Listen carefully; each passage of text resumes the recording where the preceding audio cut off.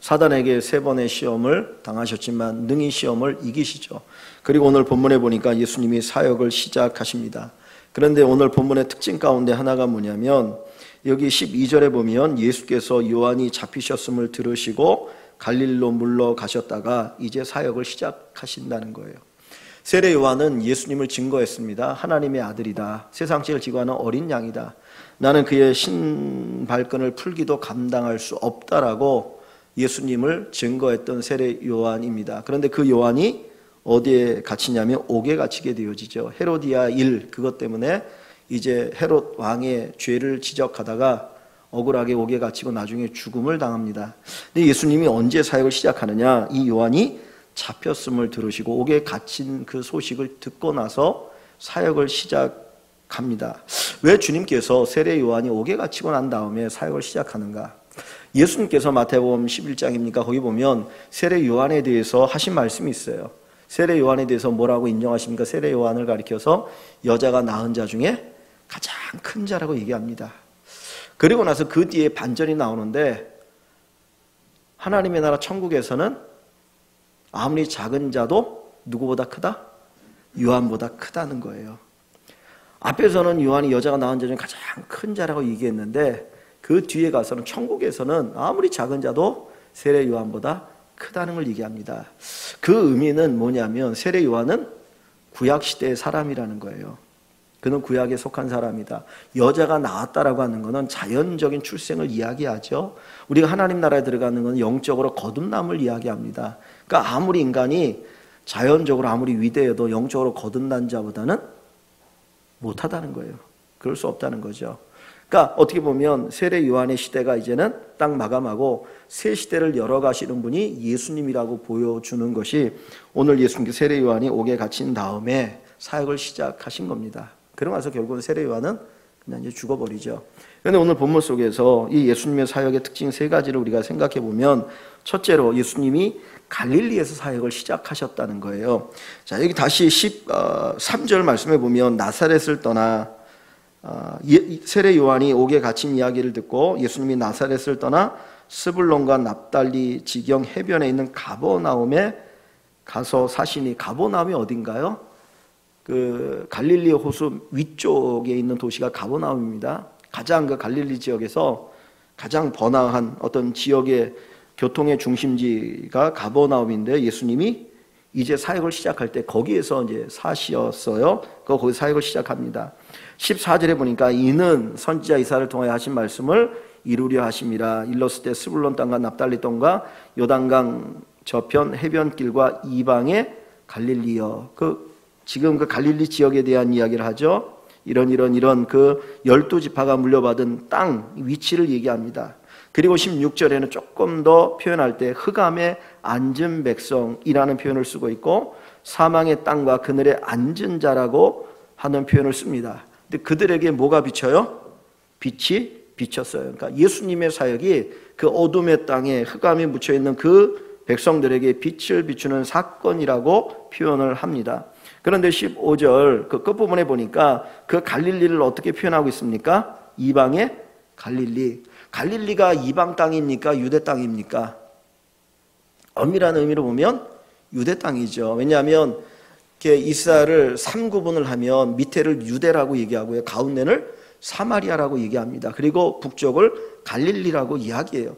가운데 있는 사마리아 지역은 이 아수르의 침략을 받은 이후에 혼혈이 되어져다 보니까 이 유대인들이 그 가운데 있는 사마리아 사람들에 대해서는 무시합니다. 그러나 북쪽의 갈릴리 사람들은 유대인들이거든요. 근데 그 갈릴리가 어떤 상황이냐면 워낙 많이 침략을 당하는 거예요. 외부에 의해서. 그러니까 저기 아수르나 바벨론이나 이런 나라들이 침략을 할 때 어디로 침략이 들어오냐면 위에서부터 밑으로 내려오는 거예요. 그러면 제일 먼저 침략을 당하는 땅이 어디겠어요? 갈릴리 지방인 거예요. 그러다 보니까 유대 땅이지만 이방인의 피가 섞이기도 하고 무시를 당합니다. 그래서 이방에 갈릴리라는 표현을 쓰고 있어요. 그리고 이 남쪽 유대 땅에서 먹고 살 게 없는 사람들이 그쪽 가서 이제 먹고 사는 거예요. 그냥 거기 가서 농사를 짓거나 그냥 땅을 일궈가지고 먹고 사니까 이 갈릴리에 사는 사람들은 철저하게 천대받는 사람들이 갈릴리 사람들입니다. 그래서 예수님께서 이제 요한복음에 보면 사역을 시작할 때 그 나다나엘이 예수님에 대한 소문을 듣고 한 얘기가 뭡니까? 뭐에서 선한 것이 나올 수 있겠느냐? 나사렛에서 선한 것이 나올 수 없다는 거예요. 그 갈릴리 지방에 있는 그 사람들이니까. 마치 옛날에 뭡니까? 사람을 낳으면 어디로 보내요? 서울로 보내고 말을 낳으면 뭐 그런 거예요. 그러니까 그런 것처럼 진짜 저 강원도 깡촌 같은 곳이 갈릴리인 거거든요. 그러니까 이 갈릴리에 뭐 선한 것도 없고, 그런데 예수님께서 사역을 어디에 시작하냐면 이 갈릴리에서 시작을 하는 거예요. 왜냐하면 거기에 있는 이들에게 하나님의 말씀, 하나님의 사랑, 하나님의 은혜를 전하기 위해서 주님이 거기 사역을 시작합니다. 예수님께서 이 땅에 오실 때 말구에서 태어나신 이유도, 그리고 요셉과 마리아 가난한 그 부모 밑에서 태어난 이유도, 갈릴리 지역에서 살으셨던 이유도 결국은 이들을 찾아가시기 위함이었다는 거죠. 그러니까 예수님의 사역은 결국은 뭐냐? 가난한 자들, 연약한 자들을 향하여서 복음을 전하고 하나님의 사랑을 전하는 것이 예수님의 사역의 시작이라고 하는 것을 이야기해 줍니다. 예수님의 변명을 우리가 이야기할 때 세리와 죄인들의 친구라는 말을 쓰잖아요. 근데 사실 이 말이 우리는 지금 아무 생각이 없으니까 예수님이 세리와 죄인들의 친구구나 생각을 하지만, 사실 이 말이 좋은 말은 아니잖아요. 여러분 누구의 친구이고 싶습니까? 아까도 위에서 뭐 이렇게 얘기하다가 우리 최 집사님이 누구누구 뭐 친척이 무슨 하여튼 변호사가 있는 것 뭐 이렇게 얘기를 하시더라고. 근데 이왕이면 내 친구가 좀 좋은 사람 좋지 않겠어요? 목사님 친한 사람이 누구세요? 그럼 나 아는 변호사도 있고 판사도 있고 의사도 있고 정부의 요직에 있어. 그러면 좀 사람이 커 보이지 않겠어요? 근데 친구가 누구예요? 그러면 맨날 그냥 별 볼 일 없는 사람들 친구다 그러면 별 볼 일 없는 것처럼 느껴지잖아요. 근데 우리는 그냥 이제 성경의 모든 걸 이미 다 들었으니까 쉽게 알지만은 예수님을 가리켜서 죄인과 세리의 친구라는 거예요. 그러면 사람들이 얼마나 예수님을 무시하겠습니까? 그렇잖아요. 맨날 노는 게 세리하고 놀고 죄인들하고 놀고 좀 격좀 있지, 그 생각을 가질 수 있거든요. 근데 예수님이 그들과 함께 어울리는 이유는 뭡니까? 그들에게 하나님의 사랑을 전하기 위해서. 그게 바로 예수님의 사역의 모습이라는 거죠. 오늘날도 마찬가지로 주님께서 우리에게 말씀하시고자 하는 건 뭐냐면, 정말 사랑이 필요한 곳에, 주의 말씀이 필요한 곳에, 은혜가 필요한 곳에 우리가 거기에 함께 있기를 원하는 겁니다. 그 부자 청년이 예수님에게 찾아와서 내가 어떻게 영생을 얻을 수 있겠습니까? 물어보잖아요. 그때 야, 네가 하나님 말씀을 다 지켰네. 내가 어렸을 때 10계명을 다 지켰다. 그러고 나니까 주님께서 이웃을 사랑하는 걸 얘기할 때 그거 뭐라고 하니까 내 이웃이 누구냐고 물어보잖아요. 근데 주님이 강도 만난 그 사마리아인의 비유를 얘기하죠. 선한 사마리아인의 비유를 얘기하면서 마지막에 주님이 뭐라고 말합니까? 강도 만난 자의 이웃이 누구냐 그렇게 물었어요. 이 부자 청년은 나의 이웃이 누구냐고 물었어요. 내 이웃이 누구냐. 근데 예수님은 그 비유를 얘기하시고 주님이 물으신 물음은 강도 만난 자의 이웃이 누구냐는 거예요. 누가 네 이웃입니까가 아니라 주님은 그 강도 만나 피 흘려 죽어가는 그의 이웃이 누구냐는 거예요. 그러면 사실 말씀 너도 이와 같이 하라는 거죠. 그러니까 오늘 우리 자신이 또 우리들이 이 예수님의 이 마음, 정말 이 사역이 우리에게 이루어지길 원합니다. 그래서 내 이익을 쫓는 것이 아니라 그 사람에게 내가 이익이 되어지는 그런 존재가 되어질 때 거기에 놀라운 은혜의 역사가 있을 줄 믿습니다. 두 번째로 이 예수님의 사역을 보니까 17절에 이런 얘기를 하십니다. 이때부터 예수께서 비로소 전파하여 이르시되, 그러니까 가버나움에 가셔서 이제 사역을 시작하시는 거예요. 사역을 시작하시는데 회개하라 천국이 가까이 왔느니라 하시더라. 예수님의 사역, 예수님의 전한 메시지는 뭐예요? 회개하라 천국이 가까이 왔느니라 합니다. 사실 이 메시지는 누구도 이런 메시지를 전했죠? 세례 요한도 전했어요. 세례 요한도 전했고 예수님도 전하는데 결국은 세례 요한이나 예수님의 메시지의 핵심은 뭡니까? 천국이죠. 하나님의 나라 천국을 이야기합니다. 천국이라는 개념을 쓸 때에 여러 가지를 생각할 수 있지만 우리는 일반적으로 자꾸 장소적인 개념을 얘기하지만 주님이 여기서 말씀하고자 하는 것은 하나님이 다스린다는 거예요. 하나님이 다스린다. 하나님이 다스리신다. 하나님이 다스린다. 누가 우리를 다스리냐 중요하잖아요. 근데 사단이 우리를 다스리면 우리는 어떤 존재가 됩니까? 노예 같은 인생이 되는 거예요. 성경에서 보여주는 게 바로의 압제 가운데 있는 이스라엘 백성들을 통해서 사단의 압제에 있는 인간의 모습이 이렇다라는 것을 암시해 줍니다. 하나님의 다스림을 받는다고 하는 것은 하나님의 놀라운 은혜를 누리는 거예요. 근데 여기 다시 15절과 16절 말씀해 보면 흑암에 앉은 백성이나 사망의 땅과 그늘에 앉은 자에게 뭐가 비친다고 얘기합니까? 빛이 비치죠. 빛이. 하나님 세상을 제일 먼저 창조하신 것이 빛이고, 요한복음 1장에 보면 그 빛이 누구라고 얘기합니까? 예수님이 빛이죠. 그죠? 그 안에 생명이 있다 그러잖아요. 그러니까 예수님이 빛이고 그 안에 생명이 있는데, 결국은 예수님이 그 흑암, 이 사망, 어떤 그 죽음의 그늘에 있는 그들에게 빛을 비춰준다는 거예요. 근데 말라기의 마지막 4장에 보면 뭐라고 말합니까? 의로운 해가 떠올라서 뭐를 비춰요? 치료하는 광선을 비친다 그랬어요. 의로운 해는 뭡니까? 예수 그리스도를 얘기하거든요. 주님이 빛을 비춰주셔요. 근데 그것이 무슨 빛이다? 치료하는 빛이라는 거예요. 우리 인생을 치료하는 빛을 비춰주셔요. 그러고 나니까 어떤 역사가 있냐면 마치 외양간에서 나온 송아지같이 뛰리라는 거예요. 마음껏 그냥 막 자유로움을 이야기합니다. 그러니까 하나님의 빛이 임하고 하나님의 나라 가운데 우리가 거하게 되어지면 그와 같은 회복과 자유함이 우리에게 있을 것이다. 그래서 정말 예수를 우리가 믿게 되어지고 내 안에 하나님의 그 영광의 빛이 비춰지게 되면 우리 안에 회복이 있고 우리 안에 놀라운 자유함이 있습니다. 제가 글을 읽었는데 정확하게 기억이 안 나는데, 인간이 분노할 때에 입에서 이렇게 나오는 입김을 모아가지고 그걸 이렇게 응고를 시키면 이게 갈색이 된다는 거예요. 갈색 액체가. 근데 그거를 이렇게 뽑아가지고 쥐에다가 주사를 하면 그냥 쥐가 즉사를 한대요. 그러니까 내 안에 분노가 있을 때에 우리 안에 막 그런 것들이 이제 나오거든요. 그래서 여러분들이 예전에 그거 있잖아요. 말할 때 말을 막 하면, 막 욕을 하면 그 물의 결정체가 막 다 깨져버리는 거. 오래전에 들으셨죠? 일본 사람이 쓴 거. 그리고 막 좋은 말을 하면 결정체가 아주 예쁜 눈 모양의 결정체가 나오고, 그리고 똑같은 나무를 두 개를 딱 심어놨는데 한쪽에는 막 욕을 하는 거예요.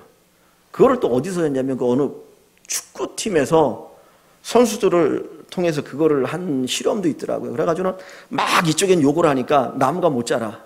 이쪽은 막 칭찬하니까 나무가 잘 자라. 그러니까 우리 안에서 기쁨이 있느냐, 분노가 있느냐, 그거는 철저하게 우리 인생을 다르게 만든다는 거예요. 그런데 이거는 이제 뭐 그냥 일반 신체적인 부분 이야기는 하지만은 하나님의 나라가 우리 가운데 임해서 우리 안에 기쁨이 있고 우리 안에 평화가 있고 자유함이 있을 때 우리의 삶은 이 땅에 살아가지만 하늘을 누리는 삶이 되어집니다. 바로 그것을 하나님이 이야기하고 계셔요. 자, 마태복음 5장으로 한번 가봅니다. 마태복음 5장에 가보시면 팔복을 이야기하죠. 5장 3절에서 주님께서 이제 여기 한번 보세요. 아까 4장 17절에서는 하나님께서 전파하신 내용이 뭡니까? 천국을 전파하신 거죠. 그죠? 그러면 5장에서 주님이 입을 열어서 가르치는 것도 결국은 뭐에 대한 이야기겠습니까? 천국에 대한 이야기인 거예요. 그러니까 산상수훈은 결국은 뭐에 대한 이야기예요? 천국에 대한 이야기인 거죠. 근데 3절부터 제일 먼저 앞부분에서 얘기하는 게 뭐냐면 팔복을 얘기합니다. 8가지 복을 얘기하죠. 뭐 복 있는 자다, 복 있는 자, 복 있는 자다 얘기합니다. 근데 3절을 보시면 심령이 가난한 자는 뭐가 있어요? 복이 있어요. 그래서 뭐가 그들에게 임합니까? 천국이 그들에게 임한다 그랬어요. 그리고 마지막에 10절을 가봅니다. 10절을 가보시면 마지막 8번째 복을 얘기하는데, 의를 위하여 박해를 받는 자는 뭐가 있어요? 복이 있어요. 그들에게 뭐가 임합니까? 천국이 임합니다. 그러니까 팔복의 처음과 마지막은 천국을 얘기하는, 그럼 그 중간에 있는 것도 결국은 뭐겠습니까? 천국을 가르쳐 주는 거예요. 근데 그 천국에서의 그 어떤 상태가 뭐냐? 3절에 보면 심령이 가난한 거예요. 오직 하나님 의지하는 거. 어린아이처럼 철저하게 하나님 의지하는 것이 천국입니다. 그 다음에 4절에 보면 뭐 합니까? 애통하는 거예요. 뭐에 대한 애통입니까? 죄에 대한 애통이에요. 죄에 대한 가슴을 치고 애통하는 거죠. 5절에는 뭐예요? 온유한 자, 온유함을 얘기합니다. 6절에는 의에 줄이고 목마름이에요. 하나님에 대한 목마름. 하나님이 의가 하나님이기도 하고 의를 얘기하기도 하겠죠. 거기에 대한 목마름이에요. 7절에는 뭐죠? 긍휼을 얘기해요. 8절에는 마음이 청결함, 거룩함을 얘기합니다. 9절에는 화평함을 이야기해요. 마지막 10절에는 의를 위해서 박해를 받는 거, 예수를 위해서 기꺼이 고난의 그 길을 걸어갈 정도로 기쁨이 있는 거예요. 그러니까 이것 자체가 결국 어디에서 나타나는 현상이냐? 하나님 나라에서 나타나는 현상이라는 거예요. 우리가 정말 우리 안에 하나님의 나라가 이루어질 때 이러한 모습이 우리 안에 나타나게 되어질 것이다. 그래서 그냥 저와 여러분들에게 있어서 이 하나님의 역사가 우리 안에 풍성히 있길 원합니다. 근데 다시 17절로 가봅니다. 천국이 가까웠느니라 그랬는데 이 천국을 이야기하면서 그 전제가 되어지는 게 뭡니까? 뭐가 있어야 천국이 가까이 오나요? 회개는 뭡니까? 한마디로 쉽게 얘기하면 하나님께 돌아서는 게 회개인 거예요. 하나님께 돌아서는 거, 하나님과의 새로운 관계를 맺어가는 것, 그것이 회개입니다. 그러니까 우리가 하나님 앞에 잘 관계를 맺으면 우리 안에 천국이 있습니다. 그러니까 하나님께 더 가까이라는 표현을 쓰는 거는 하나님과 더 깊은 관계를 맺으면 우리 안에 하나님의 나라가 더 풍성하게 임하신다는 거죠. 어린아이 뛰어노는 그런 축복의 역사가 우리에게 있을 것입니다. 마지막 세 번째로 이 18절부터 22절 말씀에 보면 예수님께서 제자를 부르셔요. 그러니까 예수님이 가버나움에서 사역을 시작하셨다. 두 번째는 천국을 선포하셨고 세 번째는 제자를 부르십니다. 여기 주님께서 사역을 시작하시면서 제자를 부르시는 사건이 나오죠. 그 이야기는 뭡니까? 예수님 혼자 사역을 하는 게 아니라 제자들과 더불어서 사역을 하는 것이고 그 제자들로 하여금 사역을 하게 하시는 거죠. 그러니까 성령이 우리에게 임하시는 이유도 마찬가지입니다. 결국은 저나 여러분들이 이 주님의 사역에 동역자들이 되어지도록 하나님이 하신다는 거예요. 교회가 일을 하도록 하기 위해서. 그래서 성령의 능력을 도와주시고 여러 가지 합니다. 근데 자 18절 이하에 보니까 여기는 누가복음은 좀 달라요. 우리가 알고 있는 누가복음 5장에 보면 예수님이 제자들을 부르시는 사건이 나오죠. 베드로와 요한 그 네 제자들이 밤새도록 고기를 잡다가 한 마리 잡지 못했어요. 그래서 이제 다 끝났구나 파장하고 이제 그물을 막 이제 씻고 이렇게 정리를 하는데 예수님이 오셔서 배를 띄워놓게 하시고 그 배에서 말씀을 가르치시다가 베드로에게 야 깊은 곳에 그물을 내려라. 그래서 깊은 곳에 그물을 내립니다. 기적을 경험합니다. 그러니까 베드로가 너무 놀란 거야. 이거는 인간이 할 수 있는 일이 아니다. 내가 죄인입니다. 나를 떠나서 얘기하니까 내가 너를 사람 낚는 어부가 되게 하겠다. 그래가지고 베드로도 부르고 요한도 부르고 네 사람 제자를 불러요. 그게 이제 누가복음에 나오는 이야기예요. 근데 오늘 마태복음에는 어떻게 얘기하냐면 그거를 조금 더 시켜서 어떤 부분을 세분화시켜서 얘기를 합니다. 자 18절에 보면 갈릴리 해변에 다니시다가 두 형제 곧 베드로라는 시몬과 그의 형제 안드레가 바다에 금을 던지는 것을 보시니 지금 여기에서 시몬 그리고 안드레가 뭐 하는 것을 보셔요? 그물을 던지는 것을 보셨어요. 그리고 그들을 부르셔요. 어떻게 말하니까 나를 따라오라 내가 너희를 사람 낚는 어부가 되게 하리라. 그리고 두 제자를 부르시는 것으로 나옵니다. 그리고 21절 이하에 보면 이제는 또 다른 장면이 나오는데 여긴 또 다른 형제죠. 누굽니까? 야고보와 요한을 따로 부르시는 장면으로 나와요. 그래서 그들에게 부르니까 그들이 주님을 따르는데 이때 주님이 부르실 때 그들은 뭐 하고 있었습니까? 배에서 금을 깁는 것을 보시고 그물을 깁고 있어요. 그물을 깁는다는 게 뭡니까? 여기 이제 어촌에서 사시는 분들은 아시겠지만 다 이제 배가 이제 출항을 해가지고 이제 고기를 잡고 난 다음에 고기를 쫙 모으고 그물을 하면 그물 수선을 하잖아요, 그죠? 그래서 코가 빠지면서 이렇게 하는데 여기 그물을 깁는 게 뭐냐면 다 그렇게 하는 거예요, 손질하는 거잖아요. 근데 예수님이 이 야고보와 요한은 그물을 손질할 때 보셨다는 거예요. 그러니까 베드로하고 누굽니까? 이 안드레는 그물을 던질 때 이제 막 시작할 때 주님이 보셨다는 걸 얘기하고 있고 이 야고보와 요한에 대해서는 이제 다 끝나고 나서 이제 마지막 정리하는 것을 보시고 부르셨다라고 하는 것으로 기록하고 있어요. 왜 이렇게 기록했을까? 그냥 누가복음처럼 기록하지 않고 마태복음에는 또 마가복음에는 좀 다르게 기록했는데 그것은 아마 하나님 쓰시고자 하는 방법이 달랐던 것 같아요. 베드로와 요한은 달라요. 그죠? 그러니까 베드로는 성경에 보니까 어떻게 쓰입니까? 베드로가 성전에 올라가 가지고 안전뱅이가 있는 걸 보면서 일으키고 기적을 일으키고 교회를 막 이렇게 세우잖아요. 그죠? 예루살렘 교회를 세우는 일을 합니다. 사마리아에 가가지고 복음이 전해진 거니까 거기 가서 또 세례를 주고 그리고 성령이 역사하시면서 교회를 세우는 일을 했어요. 근데 요한은 우리가 아는 것처럼 요한복음도 있고 그 다음에 요한 1, 3서 있고 요한계시록을 보면 결국은 그 요한은 뭐냐면 교회를 이렇게 보듬는, 그러니까 세우는 개척자가 아니라 마치 목회를 하는 것 같은, 그래서 그 교회가 가지고 있는 막 이런 갈등의 문제, 이단이 들어오고 막 그런 거에 대해서 편지를 쓰면서 교회를 돌아보게 하고, 또 요한복음도 마찬가지예요. 그런 걸 통해서 결국 하나님이 쓰시는 방법이 다르더라. 그러니까 하나님의 교회를 섬기게 하는데 거기에 하나님께서 그 사람이 가지고 있는 은사를 따라서 다양하게 쓰시는 것을 우리가 볼 수 있다는 거죠. 그래서 하나님은 분명한 건 뭘 얘기하냐면 주님 혼자 이 일을 하신 것이 아니라 은혜를 받은 제자들이 더불어 함께 사역을 하게 하셨다는 겁니다. 그러니까 우리 모두가 주님의 이 일에 아름다운 동역자들이 되어질 때 거기에 놀라운 주의 역사를 체험할 수 있는 겁니다. 그래서 그냥 내가 예수 믿는 것으로 끝나는 것이 아니라 우리 모두가 함께 이 아름다운 사역을 함께 동역하는 축복이 있길 원합니다. 그래서 오늘 본문에 보면 예수님의 사역의 특징 3가지를 우리에게 보여줘요. 그분이 갈릴리에서 사역을 시작했다는 것, 그 다음에 하나님의 나라를 선포하셨다는 것, 그리고 사역을 시작할 때 제자들을 부르셨다고 하는 것, 이것이 어떤 의미인지 저와 여러분들이 깊이 알고 우리 교회가 주님의 이 아름다운 사역에 함께 동역하는 축복이 있기를 주의 이름으로 간절히 축원합니다. 우리 잠시 말씀을 생각하면서 기도합니다.